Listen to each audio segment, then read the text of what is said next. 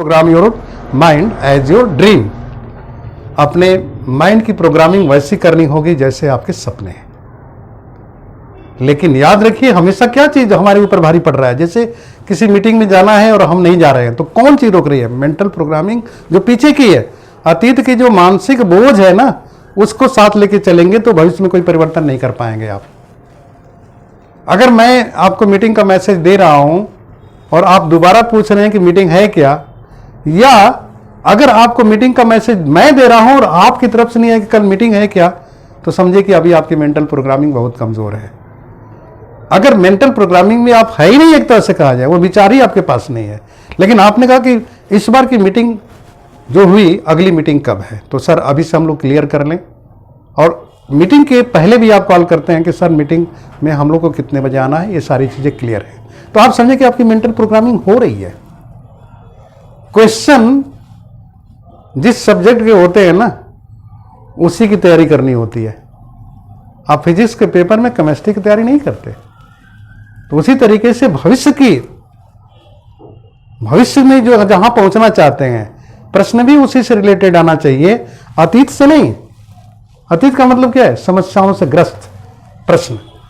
भविष्य का मतलब क्या है? समस्याओं से निकलने का प्रश्न। भाई, जिन समस्याओं से आप जूझ करके आए हैं ना, उसके प्रोडक्ट हैं। अतीत के उत्पाद हम सभी लोग देख रहे हैं, लेकिन भविष्य में ये काम नहीं करेगा। जो आपकी उपलब्धि है इतनी ही तक रहेगी, लेकिन नए में काम नहीं करेगी। तो भविष्य का निर्माण करने के लिए आपको माइंड की रीप्रोग्रामिंग करनी होगी। और कैसे? जैसे आपका सपना है, जैसे आपके ड्रीम है, उसके अनुसार आपको प्रोग्रामिंग करनी होगी।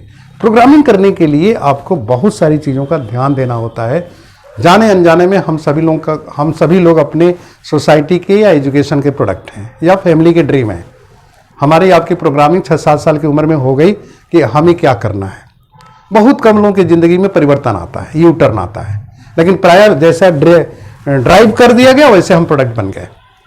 लेकिन आज तो समझ रहे हैं ना भाई, जैसे हम लोग प्रोडक्ट बने, कैसे? जैसे हमारे माँ बाप ने चाहा। हमारे अपने सपने या हमारी उतनी सोच नहीं थी, परिपक्व नहीं थे कि हम सोच पाते। आज तो हैं। और सबसे बड़ी चीज क्या है कि आपके पास प्लेटफॉर्म भी है कि आप अपने सपनों को जी सकते हैं। तो अब अपनी प्रोग्रामिंग आपको स्वयं करनी है। अब स्वयं प्रोग्रामिंग करने का मतलब क्या है? आप कितना धन चाहते हैं साल में, आपका इकोनॉमिकल स्टेटस क्या होना चाहिए, आपका नेटवर्थ कितना चाहते हैं, अपने परिवार में लोगों के जीवन में क्या क्या परिवर्तन देखना चाहते हैं, मकान कैसा चाहते हैं, मतलब जैसे जो भी चीज है। भविष्य में आपका जो एज आएगा, निसंदेह ये नेचुरल प्रोसेस है, लेकिन हेल्दी चॉइस आपकी हो सकती है। तो मुझे कौन कौन प्रोडक्ट इस्तेमाल करना चाहिए। आप आने वाले भविष्य में अपने आप को कैसा दिखते हैं, 80 साल की उम्र में कैसे दिखेंगे, आपके परिवार के बच्चे कैसे दिखेंगे। आप जब डेथ के स्टेज में जाएं तो आपका शरीर कैसा होना चाहिए, आपके मानसिक जो शांति है वो कैसी होनी चाहिए, मतलब मन की जो सोच है, जो मानसिक अवस्था है, कैसी होनी चाहिए। ये सारी चीजों की प्रोग्रामिंग कर सकते हैं यहां पर आकर के आप। ये एजुकेशन सिस्टम में संभव नहीं है, क्योंकि एजुकेशन सिस्टम का संबंध जो है सर्टिफिकेट से है। हम उसको बुरा नहीं करें, दैट्स वेरी गुड टू। बिना उसके तो हम लोग कुछ कर ही नहीं सकते। वो एजुकेशन नहीं मिला होता तो इतना सब हम लोग कुछ बात ही नहीं कर सकते थे। लेकिन अपने भविष्य की प्रोग्रामिंग अगर करनी है, भाई 80 साल की उम्र में आपका शरीर का स्ट्रक्चर कैसा होना चाहिए, जरा सोच के देखिए। होना तो है ना। उस समय आपके पास परिवार के लोग करीब होने चाहिए। ऐसा काम कर रहे हैं क्या? ऐसा काम कर रहे हैं कि सब लोग हमारे पास रहेंगे, या जिनको मैं चाहूंगा उनके पास जा सकता हूं। बहुत सारी चीजें, that is the part of dream and that is your dream. ये मैं उसको बस सिंपल यही कह सकता हूं कि आपको आज घर पे जाकर के डिसीजन लेना है कि मेरा भविष्य कैसा हो। आज आपके हाथ में है अपने भविष्य को निर्माण करने का, सोच बनाने का, अपनी मेंटल प्रोग्रामिंग करने का। तो पहले ड्रीम तो बनाइए कि आने वाले वक्त में आप कैसा बनना चाहते हैं। इस यूनिवर्स में आप पैदा हुए और ब्रह्मांड के नियम से ही चलेंगे आप। हम लोग थोड़ी देर के लिए अगर देखें, न जाने कितना ब्रह्मांड है, और उस ब्रह्मांड में न जाने कितने प्लैनेट्स हैं, कितने स्टार्स हैं, कितनी गैलेक्सीज हैं, उसमें एक धरती का एक प्राणी छोटा सा, कितना छोटा, धरती पर तो हम दिखते ही नहीं है, तो ब्रह्मांड में कहां दिखेंगे क्या? We are the extended part of the universe.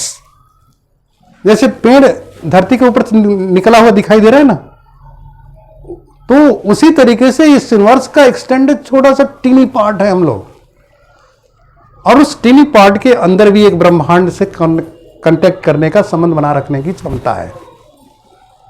लेकिन हम किससे संबंध बना रहे हैं?